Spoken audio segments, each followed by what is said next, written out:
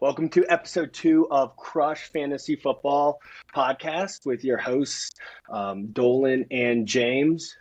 We are sponsored by Swore A Season. So if you are of that time, if you're engaged and you're tired of the big business of the wedding industry, check out Swore A Season. Dolan, what's up, my friend? What'd you do this weekend?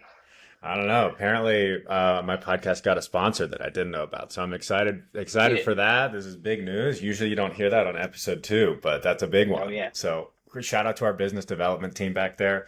But yeah, no, I just went and hung out with my friends yesterday that I guess you're not a part of because you were too cool for us. But had a good time at Recess, everybody in Denver's favorite bar, and opted to skip out on the late night session at the Berkeley Inn. But had a good time just reacclimating, moving, all that fun stuff.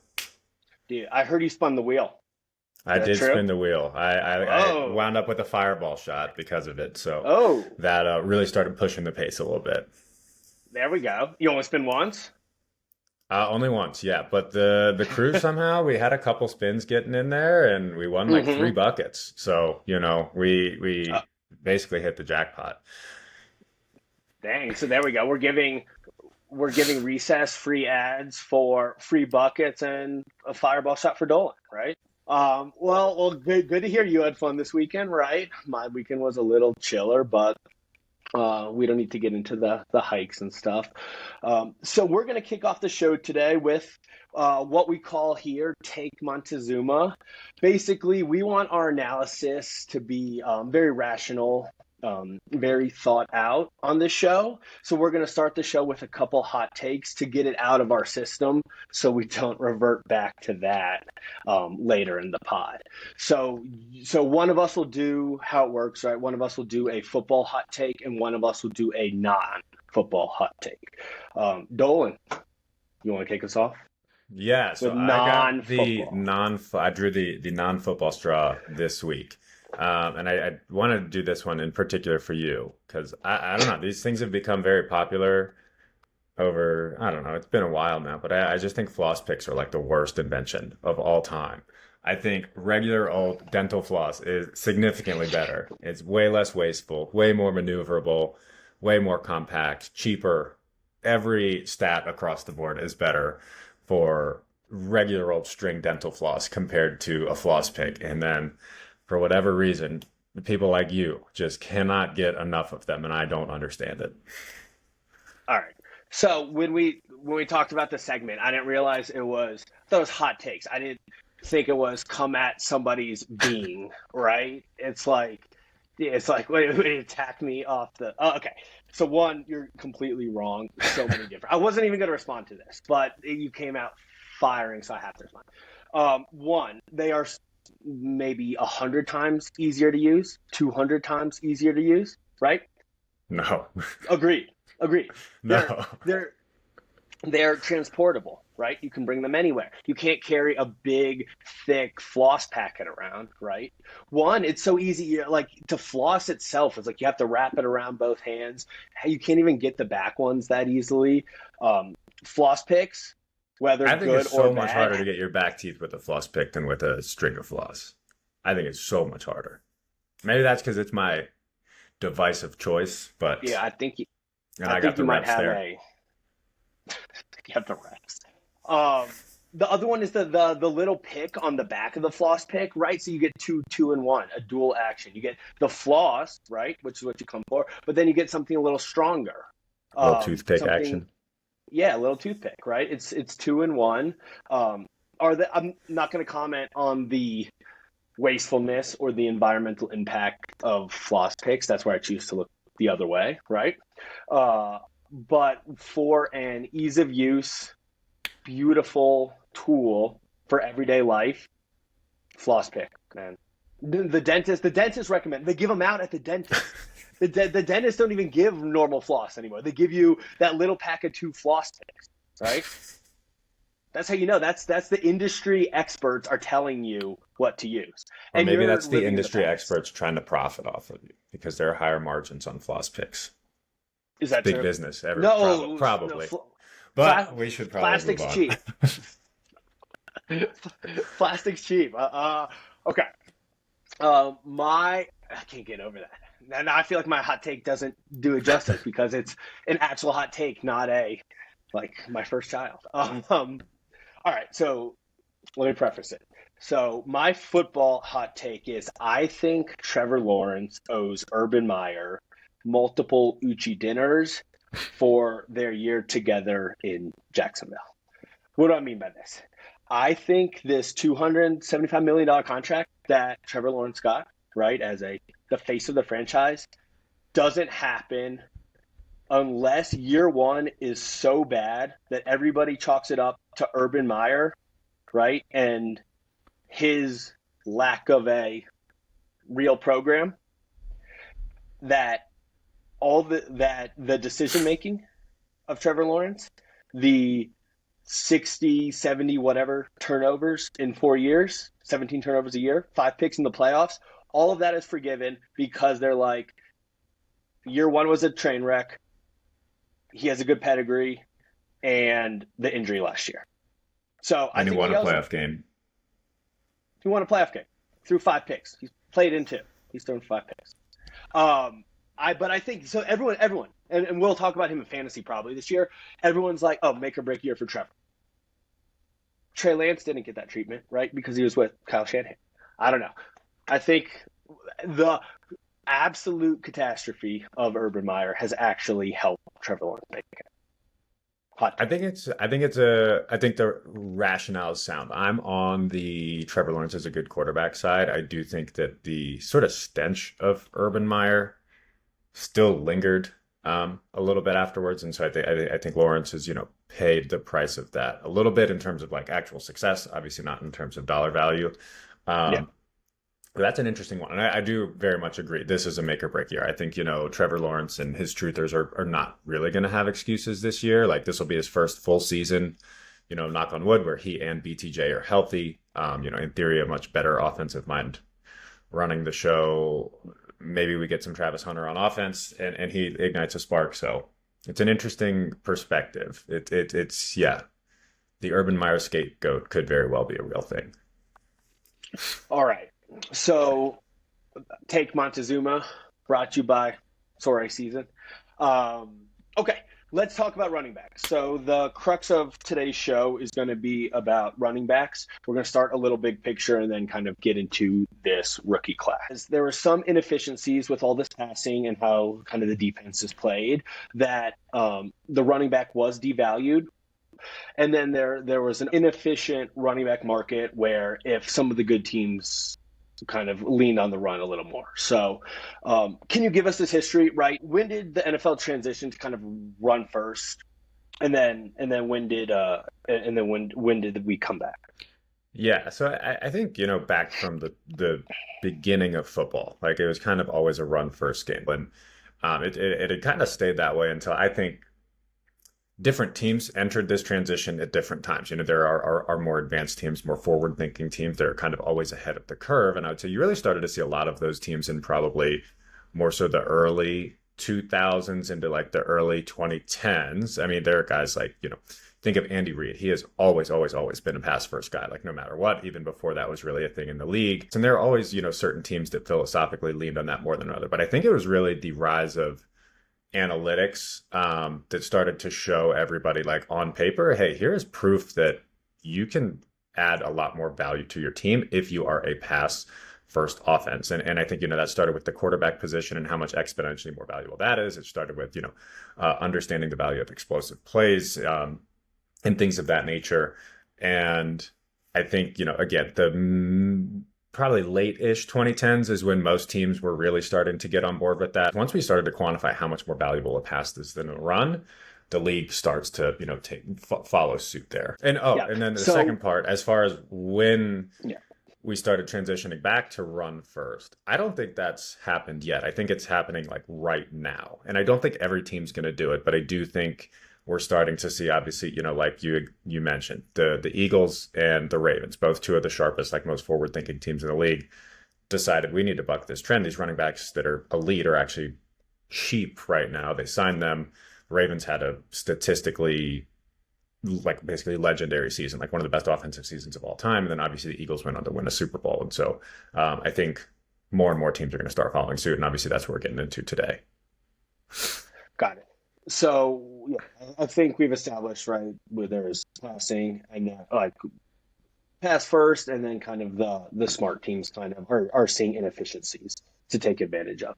Can you double click on those things? Like what has happened in the NFL, and let's just call it the last 5 years that that makes the Ravens, makes the Eagles. But what about NFL defenses makes people like, oh, maybe we should give the ball to Derrick Henry. Maybe we should give Saquon twice as many touches as we would have in 2018. So what are from a defense perspective, right? Like what's going on?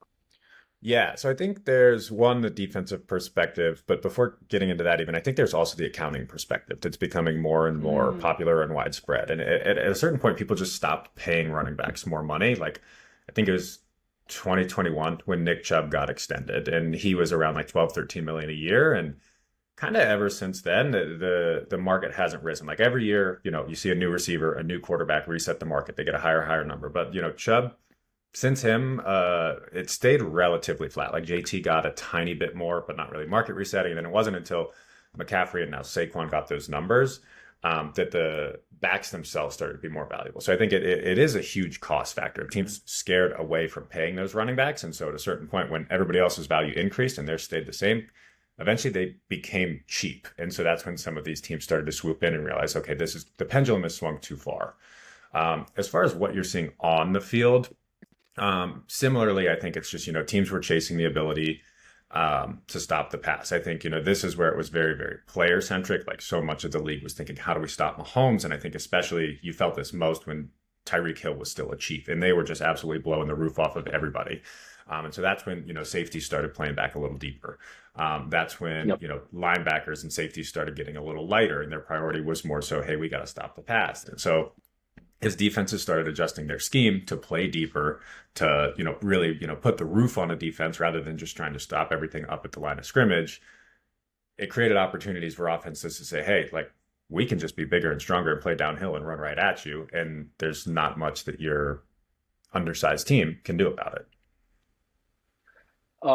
Yeah, that's a really good point. And I was also thinking defense has kind of changed, right? Instead of like the nickel became so much more common. Five DBs Hmm. became so much more common. It's like, okay, it's like we have smaller, I mean, very simple, right? We have more smaller guys on the field, right? If we get a fullback or if we get a good lead blocker and a big running back, we can get kind of 4 yards a carry, 4.5 yards a carry. Whereas, maybe in whatever 2008, right, that would have been a tiny bit different. Hmm. I actually did some of the money analysis, and I'll get through this really quickly, and it's just kind of interesting. So basically very simple, right?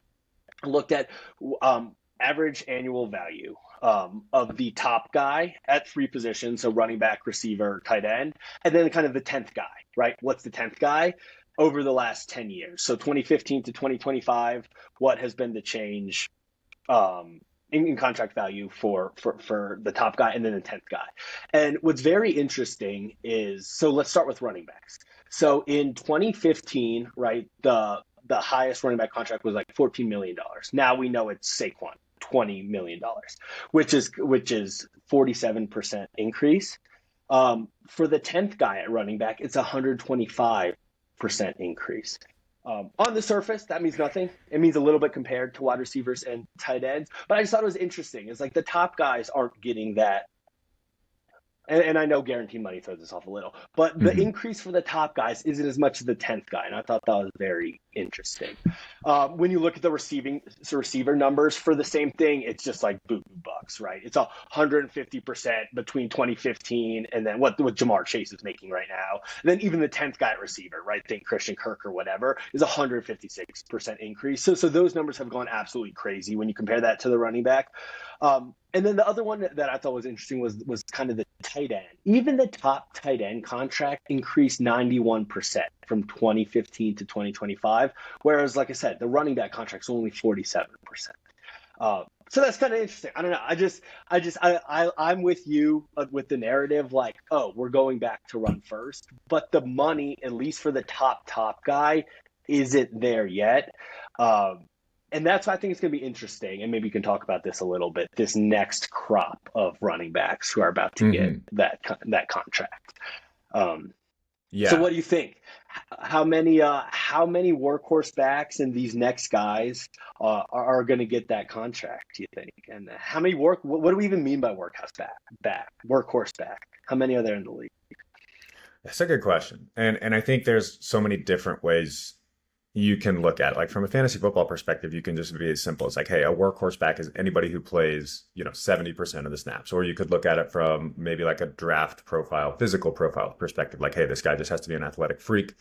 He has to weigh, 215, 220 plus pounds and just be able to take a beating. I think the simplest way to I would quantify a workhorse back as someone that you just feel pretty comfortable saying, hey, we're going to give you the ball 20 times a game and we're going to feel okay with that. You're not worrying about wear and tear, not feeling like you need to sub them off the field. And right now, I think they're, the no argument guys of the Derrick Henry, Saquon Barkley, Jonathan Taylor, Bijan, Josh Jacobs.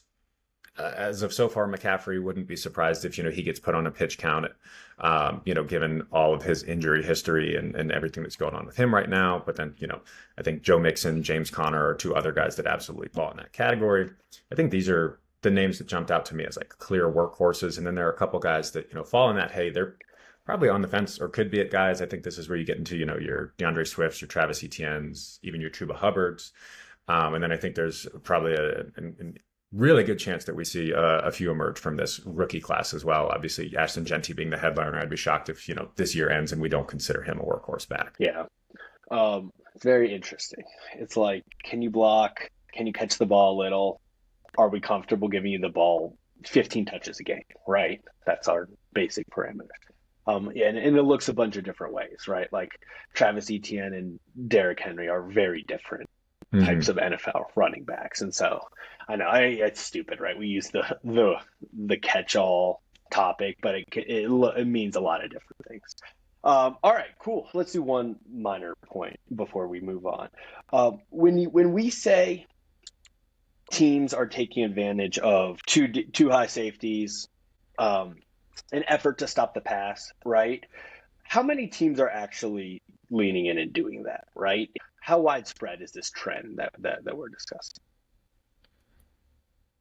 It's tough to say because it is so stylistic, right? And like some teams will do it on the defensive side of the ball when they're playing against the stud teams, right? Like Yeah, I think Vic Fangio is the one who really normalized this trend. He's kind of been the godfather of like this branch of, quarters defense match coverage is becoming like really en vogue in the NFL right now. And, he has a ton of disciples that are calling defenses across the league for a bunch of other teams as well. But even when you look at Fangio, right, it's like when the Eagles played the Saints, for example, this year, they were using a bunch of air fronts. So they had 8 guys in the box constantly. And so it is mm, always going to be somewhat matchup based, but I think by default, teams have started playing back a little further. It's like, I think what yeah, one example of this that really jumped out to me is I can't remember, this was probably 2, 3 years ago. And every team was doing this against the Chiefs. Every single team, every single team, every single team was doing this against the Chiefs. And they played the Raiders on like Monday night or Sunday Night Football or something. And the Raiders decided we're going to play cover three. We're going to try and play them with one safety deep. And I think the Chiefs put up like 40, 50 points on them. And they were just like, okay, we're never doing that again. Um, yeah, so I think it is always going to be matchup dependent. It is always yeah, going to be, team specific dependent. Like some teams are going to want to run a lot of, two deep safeties and play man underneath it. That's not as common. Some teams are going to want to play that quarters coverage. Some teams are going to want to play like a true cover two. But I do think it's hard to quantify like exactly how prominent this is yeah, becoming. yeah. And the good teams are versatile enough to beat you in multiple ways, I'd say. Yep. Okay. You mentioned it, right? This rookie class. I know you threw out a couple names, Genty, Hampton, etc. Let's transition this to a little bit fantasy football. The general opinion, I think, coming into draft season was that this class is the next really great running back class. Maybe everyone brings up 2017, and then there's a couple others in there. What's your opinion? How good is this running back class?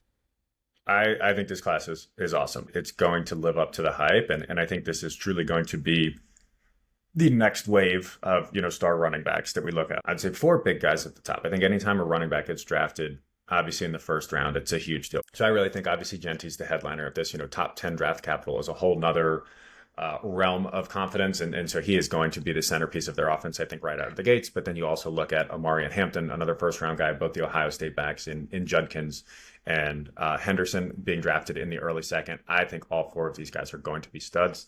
And with Genty, it's going to be right away. I think the other three guys will probably take a little bit more of a ramp up, more so just by nature of the other backs and infrastructure on their team already. But I think those four guys are going to be names that are, at the top of fantasy drafts for the next half decade at least. I think they're really going to be integral parts of their respective offenses. And then I think once you go even lower than that, the RJ Harvey, Caleb Johnson, I think those guys are in this next tier on their own, where I think they are very much going to be integral to what the Broncos and Steelers do respectively. I think, Johnson in particular has every sign of being a workhorse back himself. And then I think the next tier of that is even in the later rounds, because this was such a deep class, there's a lot of talent available later. You see a lot of guys that it's like, hey, maybe I'm not super excited for them right now, but I see a pretty good path to a year from now, this guy being in a starting or much larger role, because some of these incumbents are going to start to walk away. I think Devin Neal is a prime example of that. Alvin Kamara, who knows how many good years he's got left. There's a world where Neal walks into a starting role next year if the Saints move on or Kamara retires or whatever that may be.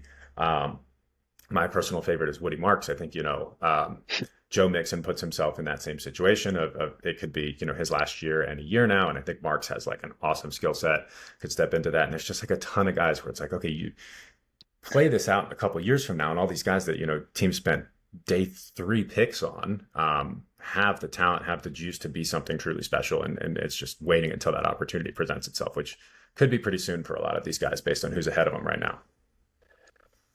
2 follow-ups, just because I was trying to go into this exercise and being like, oh, it's not that good. But I landed at the same place you did. 2 questions though. You said those top 4 guys are going to hit, right? History says it's 50% for, let's call it, late first, early second round running backs. You just think that trend's bucked. These 3 guys are really good in really good situations, right? Is that I think yes. I'm so bought in on the talent for each of them individually. Yeah.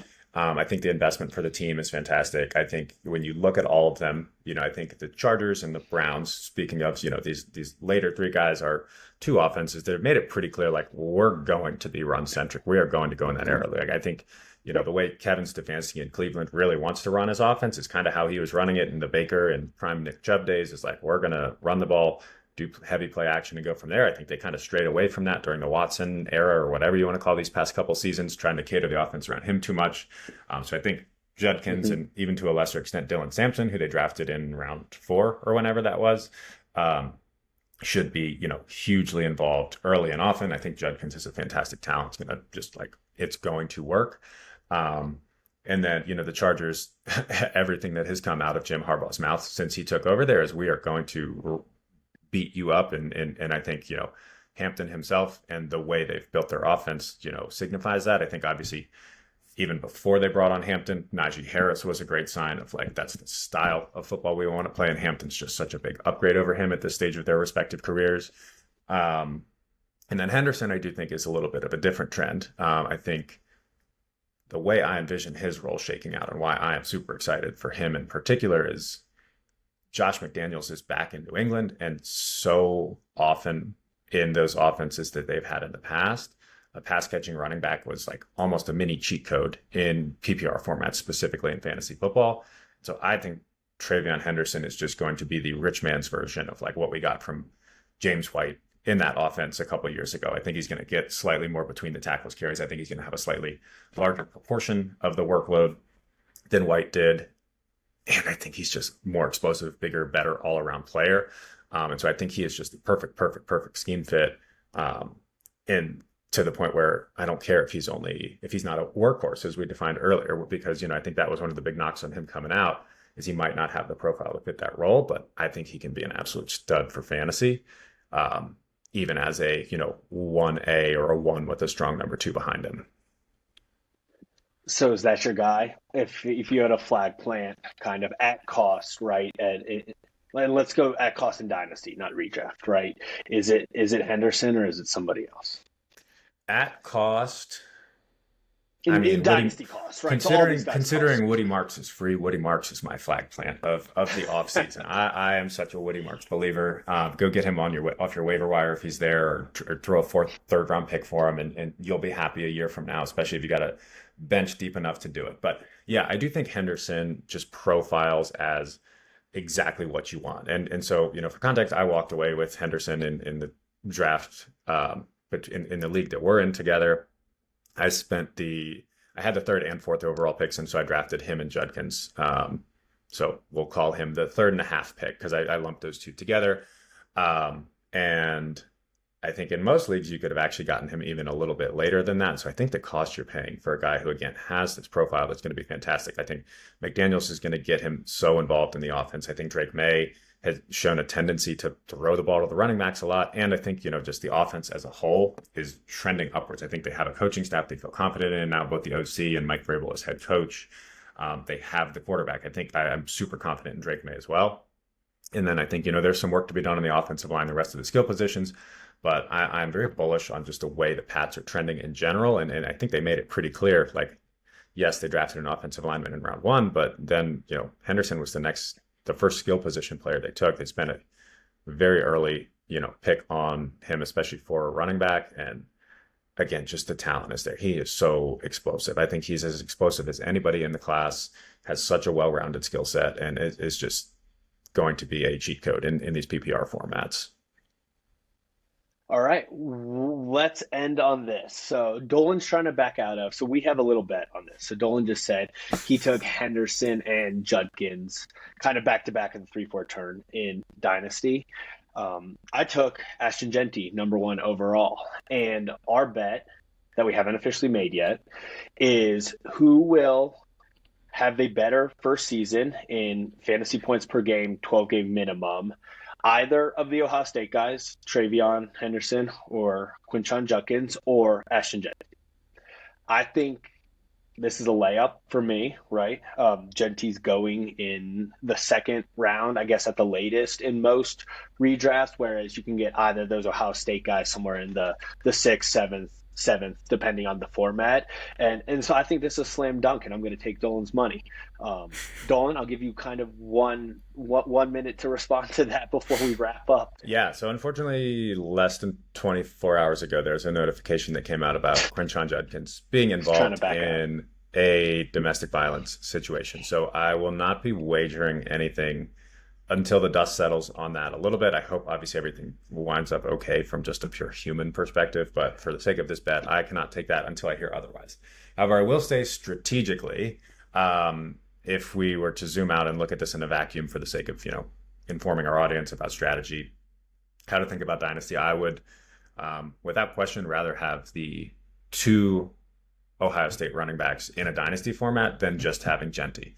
I think there's a world where any one of those three becomes the most valuable, or you throw Hampton or these other guys in the mix. But I think 2 years from now, it wouldn't surprise me one bit if we look up and it's, hey, Henderson's ranked ahead of both of those other guys in keep trade cut. Obviously, the most likely outcome is Genty's at the top there, but I think it's a non-zero chance that it could be one of the other two guys as well. And then two, obviously, it is just you get both of them. You have this flexibility, you have the depth, so on and so forth. And I think even if Genty is the leader, I think the difference isn't going to be so steep that you would be willing to pay another two, essentially what I envision to be high-end dynasty running backs for the price of one potentially uber elite asset. Yep. All right, that's our show. I want to get like three more jabs in there on bust rates, but we'll save that. All right, Dolan. Episode 2.